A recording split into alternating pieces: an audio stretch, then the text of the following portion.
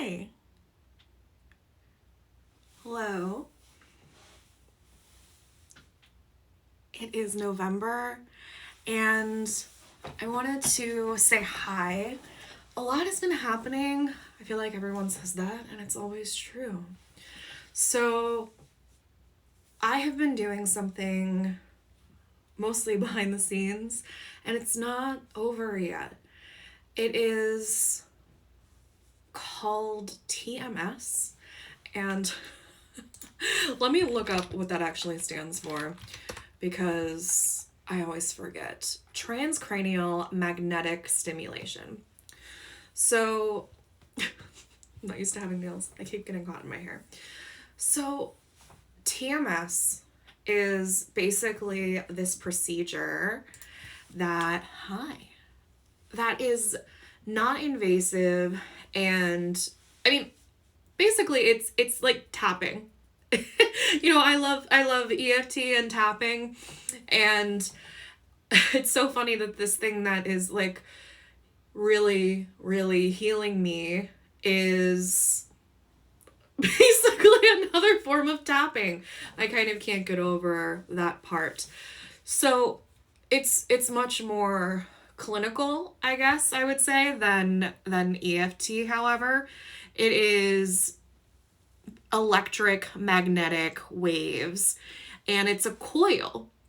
It's this like it's this coil thing. I'm hooked up to a machine, right? And they have to find exactly the right spot on the left like frontal lobe, and that they find the spot correctly by making sure your finger twitches.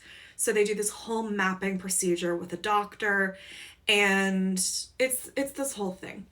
So this procedure has been incredible for me. I am, I'd say, halfway through, maybe less. And I'm really not gonna, if you have questions, I'm happy to answer them as best as I can, but I'm not going to share as much today. That's not really the point of why I wanted to come on today.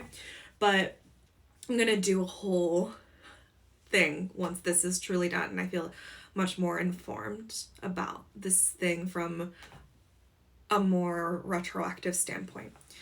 But I wanted to be clear about what this is, what I'm talking about, because when I say TMS, it's not known, and I do wish that it was more known. So let me talk about what I want to talk about. So this is about sparkly linings, which is what I use to say silver linings, right? It's just another way to talk about like looking at the good part of something that can exist and what we can always find the negative thing in too. So 6 months ago in June, I had this really, really weird, negative, perceiving like negative experience with a psychiatrist. In the insurance world in America, you can get prescribed a medication, and then your insurance is like, okay, but also we need this form that says that you do need the medication. It's a lot of red tape. It's silly. And if you don't have both the prescription and the pre-authorization, you can't really get the medication. It's just this red tape thing, right? So my doctor was kind of new, and she just didn't agree or believe that a pre-authorization was a thing or required. It just wasn't something she was willing to do. Even no matter how many times I said I would go to the pharmacy and say, this medication I can't obtain. And I tried to be really proactive about the fact that this was happening, and nothing really happened on her end. And I even tried to speak to like her administration, and that didn't work either. So when I became like really advocating for myself, my psychiatrist discharged me and said that I was being verbally abusive because I wanted my medication. So that was really interesting. And because of that experience, I found another psychiatrist because I wanted to make sure that I had continuity of care. And my therapist recommended another physician. And I went to this new practitioner, and the same thing happened with this exact same medication. I have no issues with any of the other medications, but the same thing happened, right? And it's so interesting because it was their secretaries, not secretaries, rather, their administrative assistants, their call centers, the psychiatrist, everyone, literally everyone, was just playing like telephone tag, but not with me. And I just kept saying, can someone please be the person that calls from the office to the pharmacy? Because the pharmacist is really, really nice. And I just think that if someone were to stop just faxing over paperwork that's not working, we could bridge this communication gap. So after like weeks, I mean, longer than that, it's essentially been 6 months of this, of me being on the phone for so long, pushing and pushing and pushing, right?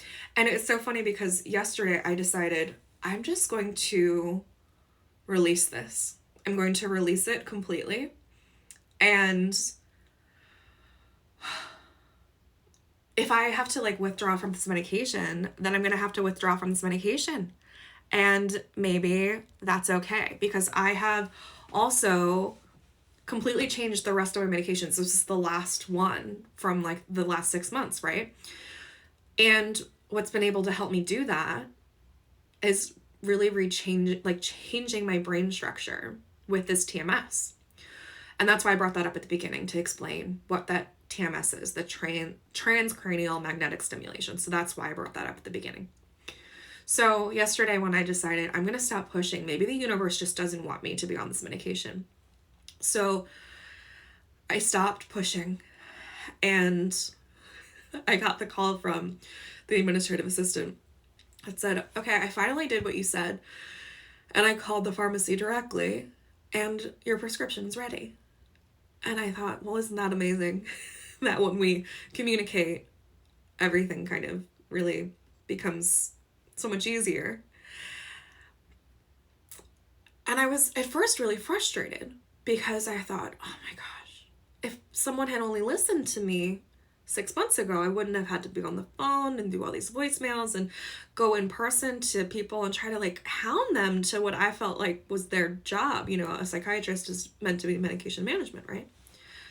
So this morning I was doing my morning pages and journaling, and I thought about it, and I was like, oh my goodness, if my first psychiatrist hadn't dropped the ball and been so essentially incompetent, right, and resistant about filling out this pre-authorization, and I hadn't advocated for myself, she wouldn't have perceived that as being abusive, and I wouldn't have been discharged, which wouldn't have then created the opportunity or forced me to find another psychiatrist.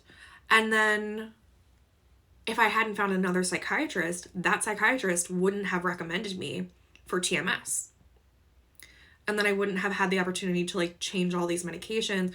And right now, in this moment on November 2nd, 2021, I feel more stable and grounded, even though there's so many shifts happening in my body. It's crazy. It's crazy. So the point that I want to make to you through this very long-winded explanation is that if I could choose to look at this as, you know, screw all these people, and I can't believe that nobody communicates, everyone's incompetent, nobody follows through, I'm so tired of this, blah, blah, blah, blah. And that is part of it, for sure. I was very frustrated, and honestly, looking back, still kind of am.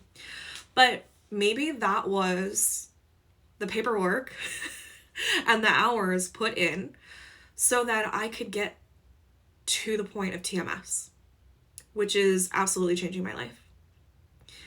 And that is so many things in life that we don't realize we're doing the work for one thing until it appears. And then when that thing appears, we don't even really know necessarily unless we allow ourselves to know. And by that I mean TMS was already here. I've been going every day, every weekday for a month now. And I already knew that this was this blessing, and I hadn't connected these dots until I got to this like brink point of frustration and then the release of actually obtaining the medication, even though I had decided like it's okay if it never comes. And I think that that was also the key of releasing and saying it's okay if it never comes, instead of pushing and seeing all this resistance and saying it's okay if it never comes. I need to decide that this is out of my control, essentially. It's okay if it never comes, if this medication even never comes. And it's such a fear-based thing. And I know that this medication for me, you know, it's different, you know, with serotonin, I'm going to definitely experience like a withdrawal from that, you know, and that's a different level of discomfort than it would be for a more physical condition, right? I have an absolute serotonin imbalance, and my doctor has actually like told me that I'm probably very likely to be on an NSRI or an SSRI for the rest of my life. However, I'm also challenging that. I'm saying that this is probably the best point in my life for me to decide for myself if I can be on or off something that is affecting my serotonin naturally. So I'm not against medication. I'm still on medication. I will never be anti-medication. And I'm also, for me, reevaluating my relationship with it, especially in a way that I have used it so much as a Band-Aid fix for myself that I can speak to, because I have allowed it to take over and just kind of be this add-on thing that happened. And that was also something that practitioners did as well. No one talked. I didn't talk, they didn't talk, and it was just increase, add, change, but let's not look at the root. And that's what I'm doing now, as I'm examining the root, all the roots. And it feels a lot different this time. So that's the sparkly lining.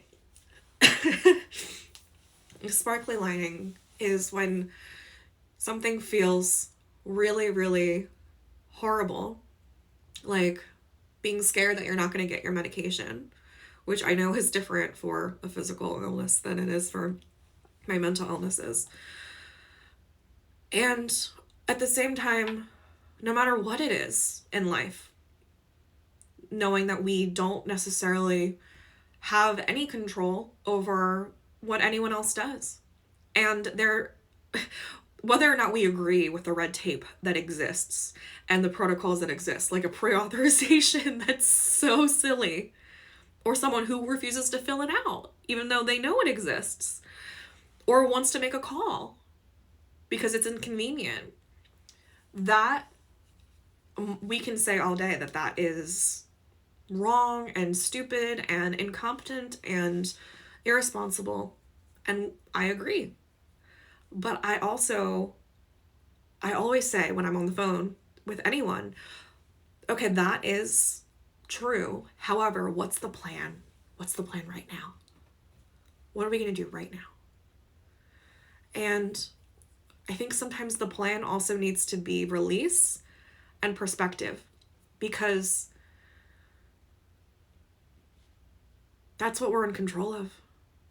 I can't do anything about my psychiatrist or the administrative assistant, but I can control if I've decided to be angry at them or to be like, wow, if none of this nonsense would have happened, I would have never found TMS.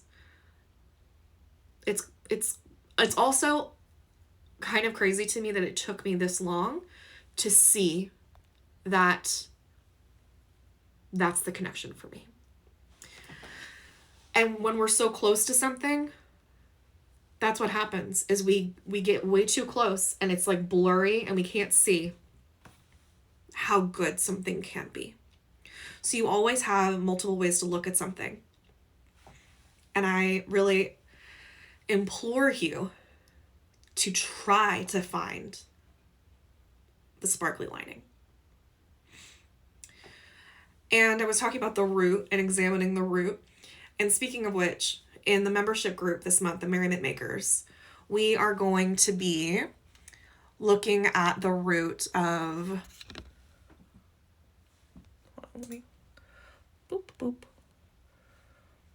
the fears and pleasures this month. So we are going to be talking about really how to identify fears, comfort zones, the secondary gains that we get from keeping ourselves small, and the things that really block us from a pleasure and magic-filled life.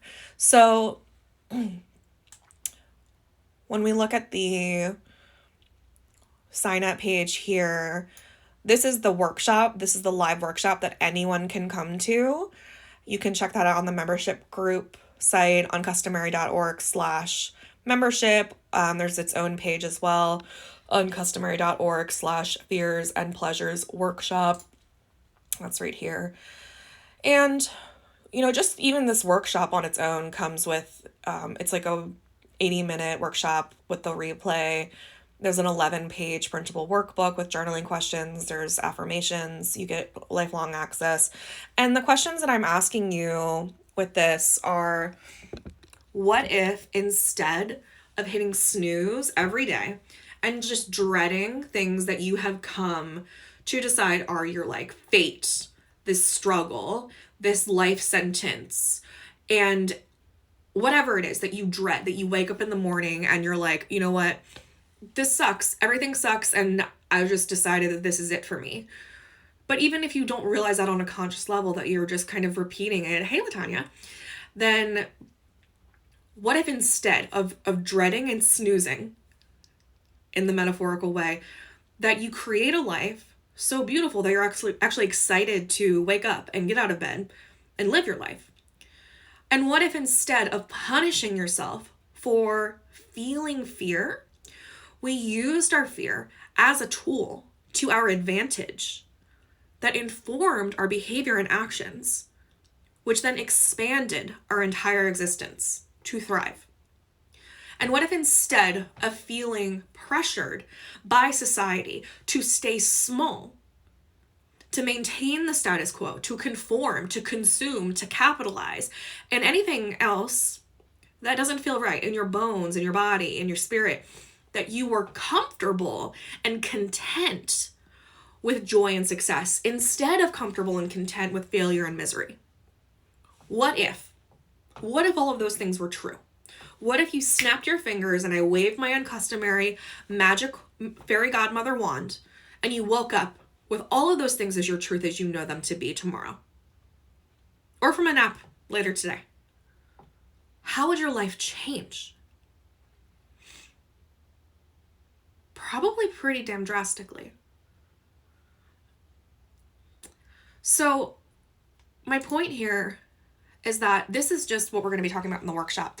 This is basically it's a masterclass in chapter 2 of my Merriment Making book and program, which is really what the whole thing is founded on.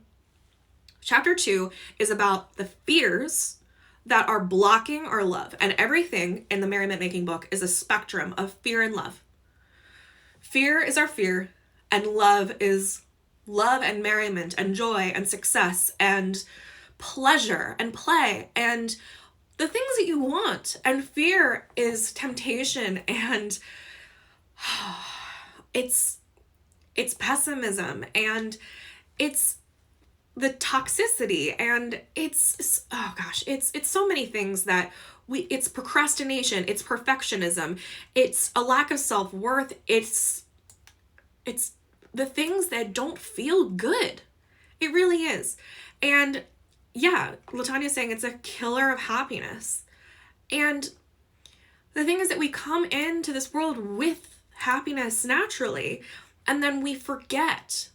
And it's not even that we forget necessarily, it's that this fear is, I always say, it's a block in front of the love.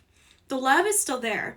It's just being covered. It's being covered by these blocks or a tarp or whatever metaphor or imagery you want to use for the love and the merriment and the pleasure and the success and the joy.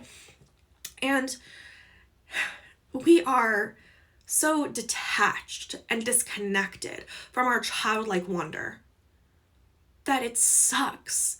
And for us to even imagine the idea of being comfortable and content with joy and success instead of being in our comfort zone with failure and misery is, it's almost incredible to imagine, because we are so in bed with misery. We are fucking it. Instead of the muse, we are fucking misery. And it sucks. And the thing is that we don't even know.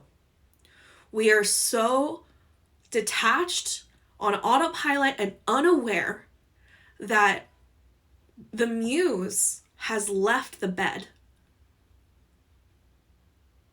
And now it's misery with us. It makes me want to cry. I want you to fuck the muse again. I really, really do. And I want you, I don't want to be a whore to misery. No one should. And you don't have to. You absolutely don't have to. So, one of the things that we're going to be talking about are secondary gains. This is a really big and important topic that comes up with fear. And this is a psychological term that has a couple different names, but it's the same idea. It's basically what happens when we want to detach from a fear. Because there are a lot of benefits or gains that happen when we are engaging in something that's like not good for us. So whether it's, if we look at a drug, for example, no matter what it is, whether it's caffeine or heroin, it does not matter. Like, everything is a drug, right? It's whether it's McDonald's or porn or heroin or caffeine or like whatever your thing is. The secondary gain, I'm going to get into this more. I don't want to like do the whole workshop here for free, but like the whole point is that there are things that are keeping you there because there's excuses and there's comfort that come with that thing. And there's probably a reason, at least one, probably a lot more, that are keeping you engaged in that habit instead of removing it or adding at least something better for where you're at now. And I don't really believe that there are necessarily even toxic habits, toxic people, or whatever you want to call it. I just think that there are activities and people that aren't really necessarily for who we are in this moment of our iteration of ourselves in this chapter, in this moment right now. Because you have probably been the toxic person for someone else. And there are probably activities that you've engaged in that you would never do anymore that were fine then and you loved, but you're not going to do them now. And maybe the same for right now in the future. But the point is that you have to ask yourself, who am I right now? And that's the thing. That's the other core thing about the merriment making program is alignment. And I know this word gets fucking thrown around, but it's really about authenticity, which is another word that gets thrown around. But dear goddess, I swear, if you have a thought or a value, that's your purpose, your passion, just a thing that you believe, and then you are acting even just like 2 degrees south or north or east or whatever of that. I'm going to say west because I didn't do all the things of that. Then you're not being authentic. And that doesn't mean that like every day you have to be like, but if you believe that, I'm trying to think of it. Okay, so I want to be kind as a person. I believe that kindness is an innate, important value. And I keep like bars of food in my car. So when I'm driving around Baltimore in the city, if I ever see someone that's houseless, I can give them food. And I have been at lights and things where I have had stuff in my car and I couldn't reach, or it was like really inconvenient for me to get the bar. And this is real life, right? Like, it hurts to get all the way back there, and like you're gonna like hurt your neck, and like that's real. And then I get through the light and I haven't given this person like a bar, and I feel terrible. And it's not because I'm trying to be a people pleaser or codependent or perfectionist or whatever. It's because I chose my comfort over my value and my authenticity. And I know that deep down. And I mean, that might not be the best example because we're so stuck in people pleasing. However, I think you kind of get what I'm trying to say. So if you believe something and you're acting out of accordance with it, then you're not ever really going to be happy. And that really, the reason you're acting out of accordance with that value is fear and a potential disconnection from the fact that you might not even have a clear idea of what your values are. So that's another big problem, is that we don't even really know what our values are, what our purpose is. And that's potentially because you have not given it any thought or time or, value to sit down and write out your values. And it's also because you believe that you're special, that you don't have a purpose.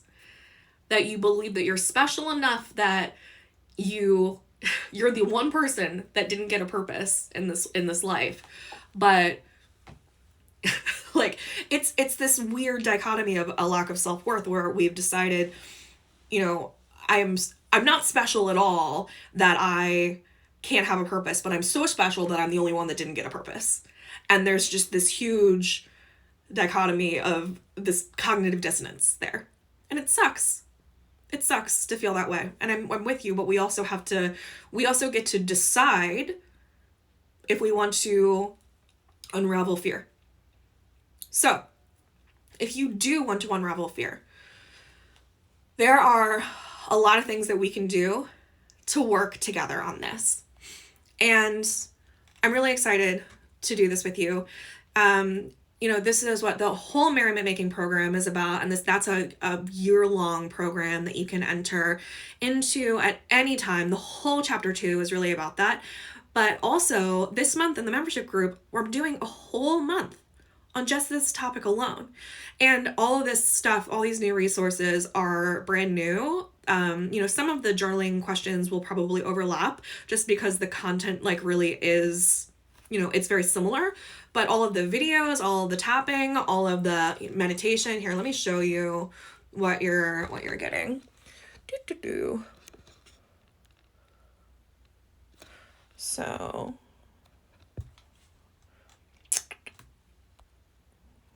zoom in, or I can just move the phone.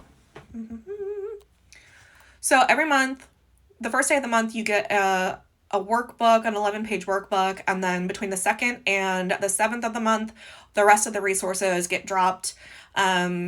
And then every week you get a big video, so like an EFT tapping, a meditation, a feminine embodiment.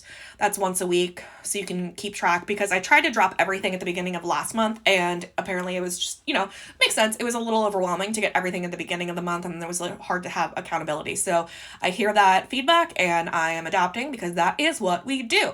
Then there's a live workshop that's held on Zoom, and that is going to be the 12th of this month. There are live tarot readings that are held on the new and full moons. And I also go over how to celebrate each new and full moon. It's different each month. All of these resources are uploaded to both Teachable and Facebook. And there's always replays for each Zoom. There is a 10-page workbook, EFT tapping, meditation, guided embodiment practice, a live workshop with a slideshow, an oracle reading, an exclusive podcast, new and full moon tarot readings live on Zoom, journaling prompts, inspirational quotes, printable art poster, desktop background, cell phone backgrounds. There's 2 of those. 20 positive affirmations, and 5 inspirational quotes. These are in shareable formats. These are for your feed and your Instagram stories. There's at least 2 interactive worksheets and 1 educational PDF. You either get a playlist or a Pinterest board depending on the month. You also get Happy Mail surprises in your mailbox, including a membership card that comes with the 10 commandments of the of merriment making on the back, which are a surprise. You get a custom newsletter with announcements and reminders. You also get access to all of the archives that are listed. You can watch this video to see the giant list. There's a free PDF right here on the sign up thing. You get access to hundreds of resources. This includes 700 positive affirmations. That's just the affirmations, like truly. Again, you get the membership card mailed to you, the Facebook group, which has, you know, a bunch of like active support and more posts that you can get on Teachable because it's, you know, active on social media. There's gratitude prompts, general inspiration, and education. And the price is the same really in the whole world, which includes your postage for Happy Mail. And you can save 20% with an annual subscription. There's testimonials. There's also the list of upcoming themes, so you know exactly what you're getting for the whole rest of 2021 and 2022. So you can see that like this was already planned out for fears and pleasure because it's Scorpio season. And then December, we're going to talk about gratitude. And then in January, we're going to talk about purpose and dharma.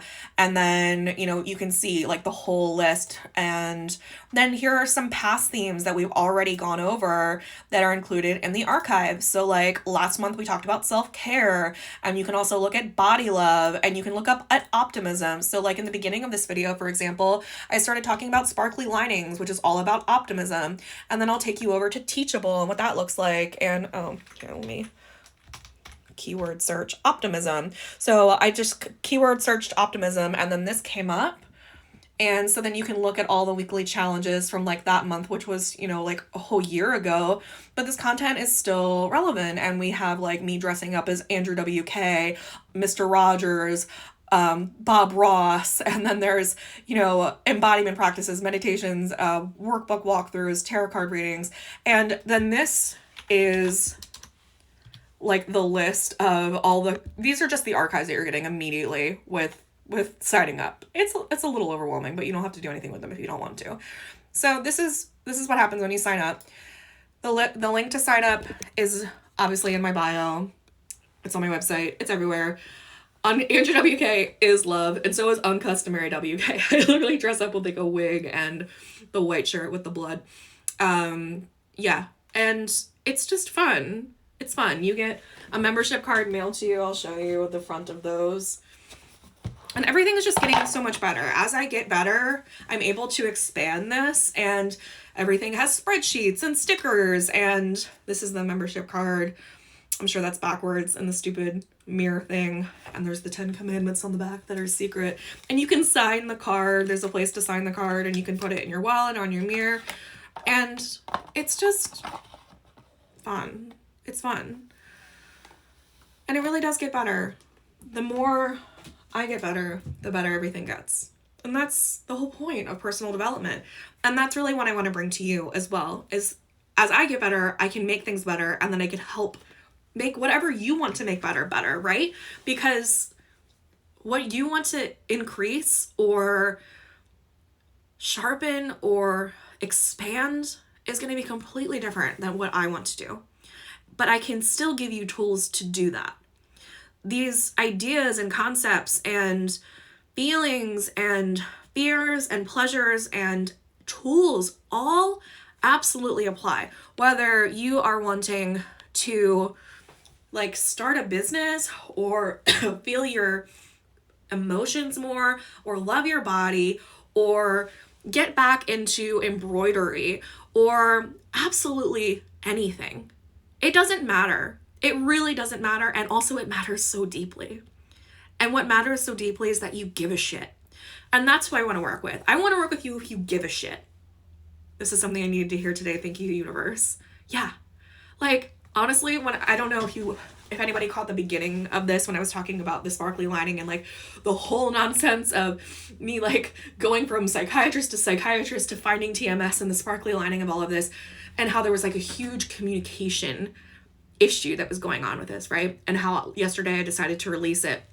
So this morning I was texting my mom and I said how amazing this all has been, and how I was listening to this lecture about how, no matter what happens with plants, they photosynthesize and they always go towards the light.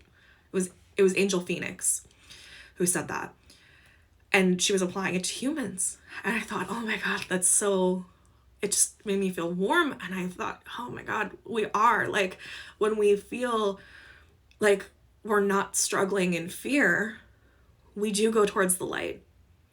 And I texted my mom that, and she said, as you texted me that, 12 starling birds walked up to my window and started singing. And I thought about it and I looked it up, because I thought that those were the birds that do murmurations. Murmurations are those birds that do like the, if you've ever seen the video where they are like together, they have this really interesting genetic thing where they kind of get like high on nectar and they just do these huge swarms, and it's awe-inspiring. And I looked it up and that's what they are. And I've seen them in person so many times. I don't know why. And it was all together. And I think the more you come back to joy and merriment, which is what I'm teaching, the more like synchronicity and signs and beauty and awe show up, because you're not looking for them, but you're allowing them. And I feel like for so long I resisted this concept of like surrender and receiving, because it sounds weak. It sounds fucking weak.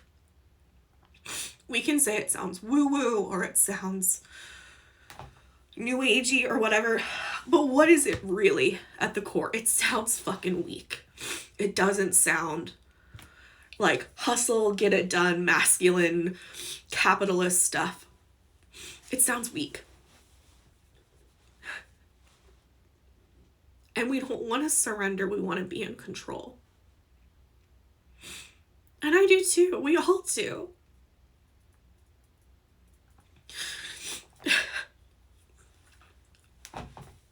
No, we can't be. And the more we release control, I swear the better it gets.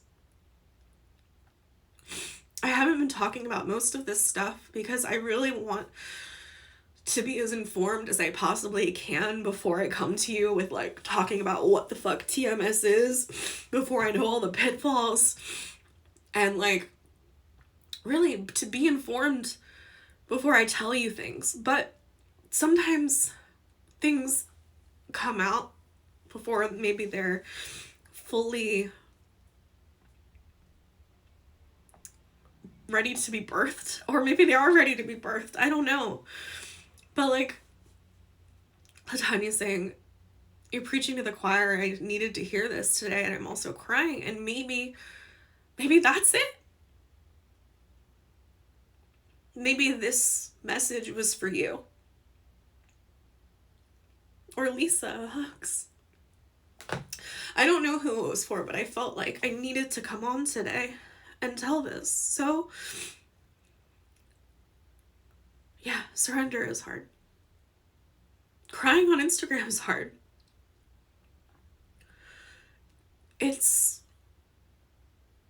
But it all does get easier. It really does. And it sucks to talk in cliches too. I'm gonna tell you that right now.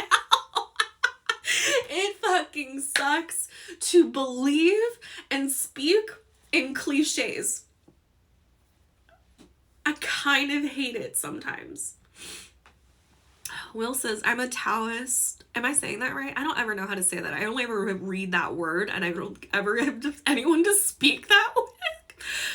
And it's absolutely about letting go of all control. effortless and fluidity in life. Yes. Yes, yes, yes.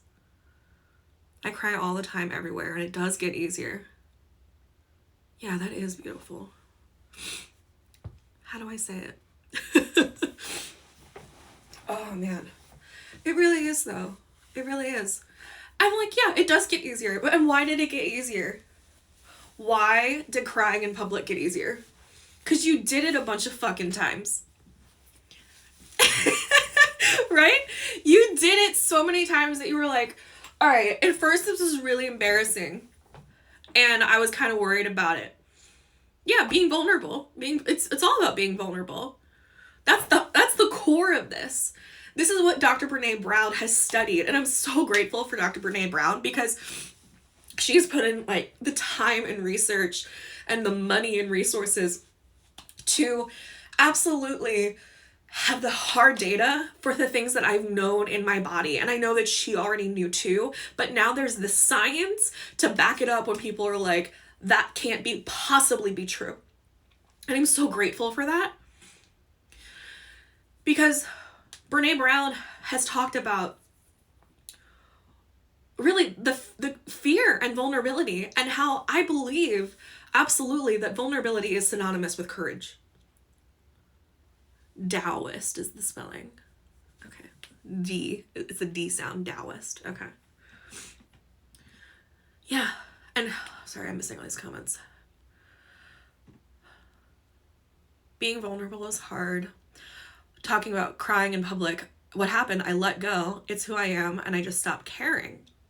Crying cleanses. Yeah. So that's the thing though, right? Like going back to the fear and the vulnerability is that that's really essentially what we do with fear. It's the same concept as when I started cognitive behavioral therapy like a decade ago for my OCD, right? It's like exposure therapy. So I was afraid of going in a circle, making like a 360 circle. And my homework would be to come home and walk around a table. And that sucked. It sucked. I would cry and have a panic attack and scream and turn red, and I'd have to do it 30 times and not unwind myself. And it sounds silly, but that was my fear. And we all have fears, and because guess what? They're all irrational. It doesn't matter it does matter if they're based in mental illness, but you know what I mean? It's all irrational. There's not really, there's fears that are based in experience, but ultimately, if we have a fear, we're like, I don't really get it. I don't want this. And that is what crying in public does. Over time, you're like, dude, I hope that guy isn't staring at me. I really hope nobody, I don't see anybody, right? I hope nobody sees me. And then you're like, I don't really give a shit if I see the hottest guy from my high school or like whatever you care about, right? They're gonna need to get over it because this is what I'm fucking doing right now. Or you don't even think about other people because that is what you're doing right now. Because you're embodied. Fear is forever the problem with most bullshit in the world, 100%. Yeah, it is. So if you agree with that, if you feel that, if you know that in your heart, and you want to get closer to love, pleasure, joy, merriment,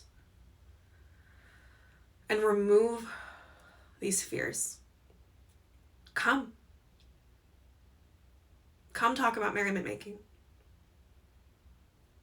Let's do this. I want to do this with you, but I'm not going to tell you that you should. I'm not going to tell you that you have to. I'm not going to hound you. I'm not going to force you. I can't do that.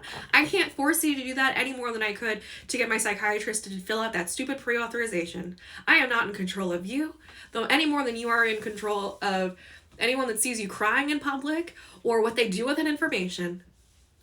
But I can tell you and show you what it looks like to surrender, to be embodied, to not give a shit about most things and to give a shit a lot about a few things.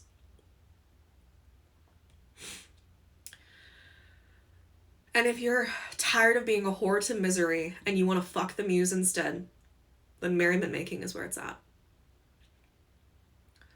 So, this whole month is about fears and pleasure. If you liked what we were talking about with sparkly linings, there's a whole thing in there about optimism.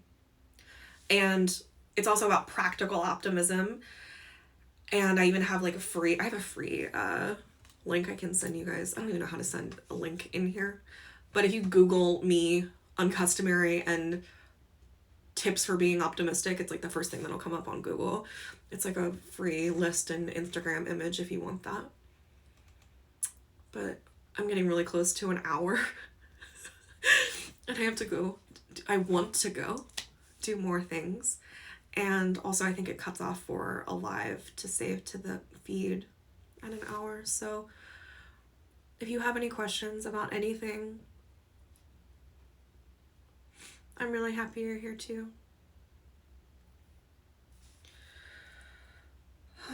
7 steps left in this hour. That's rude.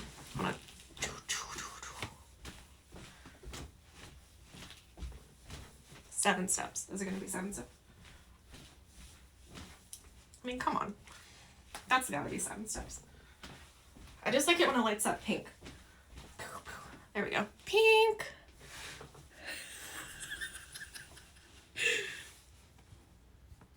That's normal, right? Okay. I love you very much. Thanks for spending your time with me. It's very valuable.